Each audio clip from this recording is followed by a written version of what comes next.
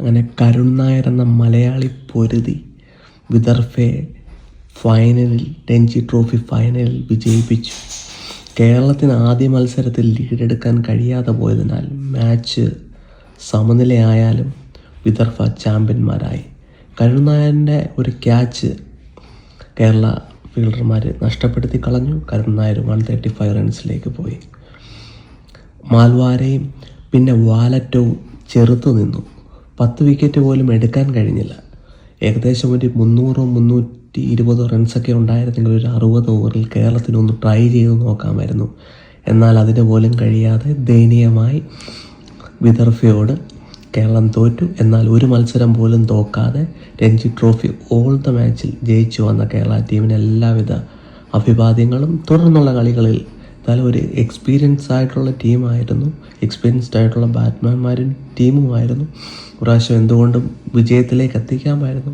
എന്നാൽ സച്ചിൻ ബേബി 98 റൺസിൽ നിൽക്കുമ്പോൾ ഒരു 6 അടിച്ച് 100 എടുക്കാൻ നോക്കിയ ആ ഒരു ഷോട്ട് ഒക്കെ വിലയിരുത്തേണ്ടിയിരുന്നു. ആ ഒരു ഷോട്ടിൻ്റെയൊക്കെ ആവശ്യമുണ്ടായിരുന്നോ എന്ന്.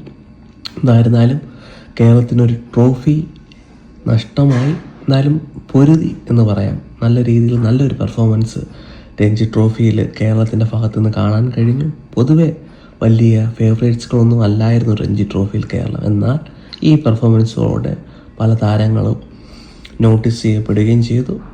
എന്നാൽ കരുൺ നായരിൻ്റെ ബ്രില്യൻസ് 900 ഡൊമസ്റ്റിക് ക്രിക്കറ്റിൽ നേടുന്ന താരമായി കരുൺ നായർ മാറി. ഇനിയും വരുന്ന ഇംഗ്ലണ്ട് ടൂറിൽ എന്തായാലും ഉറപ്പായിട്ടും എനിക്ക് തോന്നുന്നു കരുൺ നായർ ടീമിലുണ്ടാകും. ഇല്ലെങ്കിൽ അത് ഒരു ഇൻജസ്റ്റിസ് തന്നെയായിരിക്കും. കരുൺ നായരിനെ കൂടെയുള്ള പ്ലേയേഴ്സിനെ ഇപ്പോൾ നമ്മളെ സംബന്ധിച്ചിടത്തോളം ന്യൂസിലാൻഡ് വന്ന് ഇന്ത്യയിൽ തോൽപ്പിച്ചു പോയി, ഓസ്ട്രേലിയയിൽ പോയി ദയനീയ പരാജയം.